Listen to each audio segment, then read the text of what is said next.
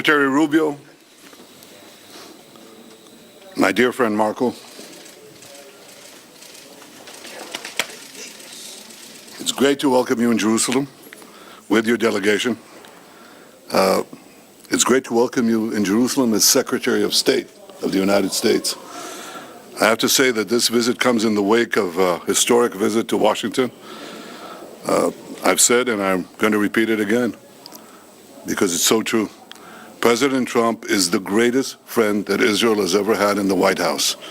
And the visit in Washington reflected that in every way, and your visit here reflects it in every way. Throughout your political career, you've been a great supporter of Israel and a great champion of the U.S.-Israel alliance. I have no doubt that your unwavering support will continue during your tenure as Secretary of State. And I also have no doubt that you'll be a voice of clarity and courage on the world stage for the values that we in Israel, you in America hold dear, the values of freedom for all those who cherish liberty. You're already doing that, and I want to tell you that it's heard loud and clear here and everywhere else. Today, Secretary Rubio and I had a very productive discussion with our staffs on a number of issues. None of them are more important than Iran. Israel and America stand shoulder to shoulder in countering the threat of Iran. We agreed that the Ayatollahs must not have nuclear weapons. And we also agreed that Iran's aggression in the region has to be rolled back. Over the last 16 months, Israel has dealt a mighty blow to Iran's terror axis. Under the strong leadership of President Trump and with your unflinching support, I have no doubt that we can and will finish the job. We also spoke a great deal about Gaza. I thanked Secretary Rubio for President Trump's assistance in helping us secure the release of another 3 hostages yesterday. These are hostages that Hamas refused to support only a few days to release only a few days earlier. And I also thanked him for America's unequivocal backing for Israel's policy in Gaza in moving forward. I want to assure everyone who's now listening to us, President Trump and I are working in full cooperation and coordination between us. We have a common strategy, and we can't always share the details of this strategy with the public, including when the gates of hell will be opened, as they surely will if all our hostages are not released until the last one of them. Israel is determined to achieve all the war objectives we set after the horrific attack on October 7th, the worst attack on Jews since the Holocaust. We will eliminate Hamas's military capability and its political rule in Gaza. We will bring all our hostages home, and we will ensure that Gaza never again poses a threat to Israel. The unequivocal support of the United States on Gaza will help us achieve these objectives faster and set us on a path for a different future. Secretary Rubio and I discussed President Trump's bold vision for Gaza's future, how we can work together to ensure that that future becomes a reality. We also discussed the situation in Syria after the collapse of Assad's regime, a collapse that was made possible by Israel's weakening of Iran's terror axis, especially the weakening of Hezbollah and the removal of Nasrallah. For over a decade before October 7th, Israel acted to prevent Iran from developing new terror fronts against us in Syria, right opposite the Golan Heights and deeper in Syria. And we conducted hundreds of airstrikes, perhaps 1,000, in order to prevent it, and we did. Now, if any other force in Syria today believes that Israel will permit other hostile forces to use Syria as a base of operations against us, they are gravely mistaken. Israel will act to prevent any threat from emerging near our border in southwest Syria. The Secretary and I discussed Lebanon as well. Israel is committed to the ceasefire understandings that were reached in November. We expect the government of Lebanon to be equally committed to their fulfillment. The scenes we saw this weekend in Beirut of UNIFIL forces being attacked by Hezbollah, this was not encouraging. The 2 UN resolutions that everyone refers to, 1559, 1701, well, they must be fully implemented. Hezbollah must be disarmed. And Israel would prefer that the Lebanese army do that job, but no one should doubt that Israel will do what it has to do to enforce the understandings of the ceasefire and defend our security. The Secretary and I also discussed how the many international institutions have been hijacked and turned into anti-American and anti-Israeli forums. We see that in the UN General Assembly, in the UN Human Rights Commission, where anti-Americanism is rampant, and more resolutions are passed about Israel than the rest of the world combined. And we see it especially in the lawfare that is being waged against America and Israel at the ICC, the ICJ, and elsewhere. The ICC has outrageously libeled Israel and issued arrest warrants based on utter lies. Like America, Israel is not subject to the jurisdiction of the ICC and does not accept the court's authority. Israel commends President Trump and his administration for restoring his executive order against the ICC and for moving quickly to sanction ICC officials.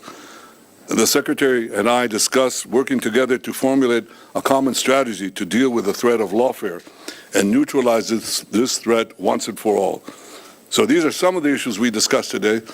Believe it or not, there were more, many more. We can say that the Middle East today has many opportunities, many challenges, and we think we can realize the opportunities and also meet the challenges. And I have no doubt that working together, America and Israel will overcome the challenges and seize the opportunities.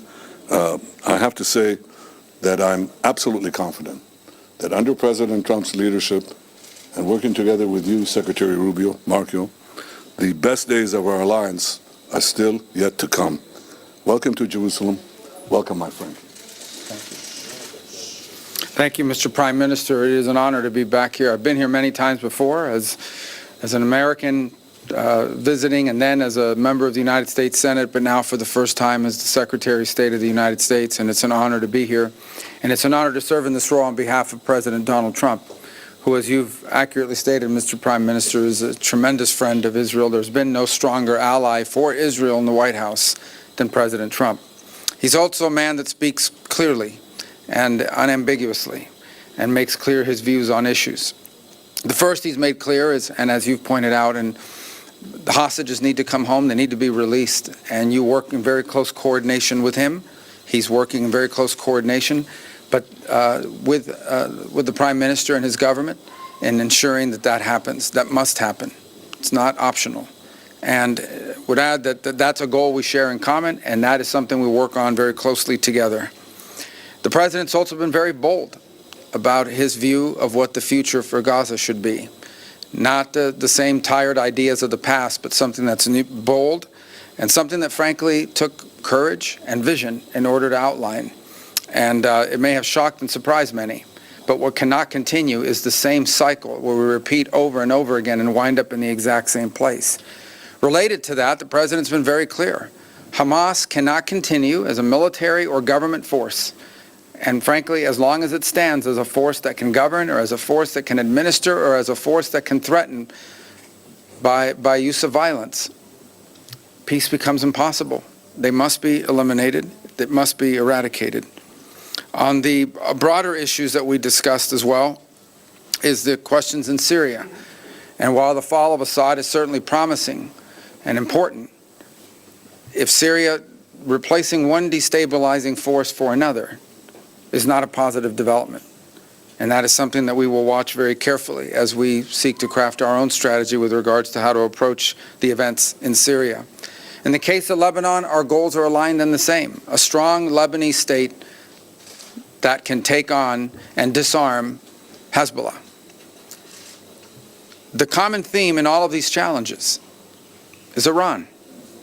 It is the single greatest source of instability in the region. Behind every terrorist group, behind every act of violence, behind every destabilizing activity, behind everything that threatens peace and stability for the millions of people who call this region home, is Iran. And by Iran, I mean the Ayatollahs. By Iran, I mean its regime.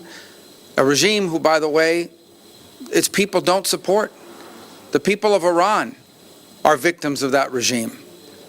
And so I think it's important to constantly point that whether we talk about Hamas or we talk about Hezbollah or we talk about violence in the West Bank or we talk about destabilization in Syria or we talk about any of these issues, the militias in Iraq, they all have behind them one common theme, Iran. And that must be addressed. And there can never be a nuclear Iran. A nuclear Iran that could then hold itself immune from pressure and from action. That can never happen. The President's been clear about that as well. And so I close where I began by reiterating our strong support for our allies, very close allies and partners here in Israel, to the people of this great country, for whom we have tremendous love and respect for everything you're facing, have faced, and continue to face. It is an extraordinary story of bravery. A nation founded in the ashes and in the aftermath of a horrifying crime against humanity, stood from its very inception, from the very day of its birth, against threats from every angle and every corner, and has served as an example to the world of a pluralistic society, a free enterprise democracy, and one that if there were more Israels in the Middle East, more countries like that, the world would be a safer and a better place. And this is what we hope for the region and for our planet. A nation that's always sought peace, but will not allow itself to be intimidated or destroyed by its enemies. And on that front, you can always count on us, as long as I'm in this position and President Trump is in the White House. So thank you. Thank you.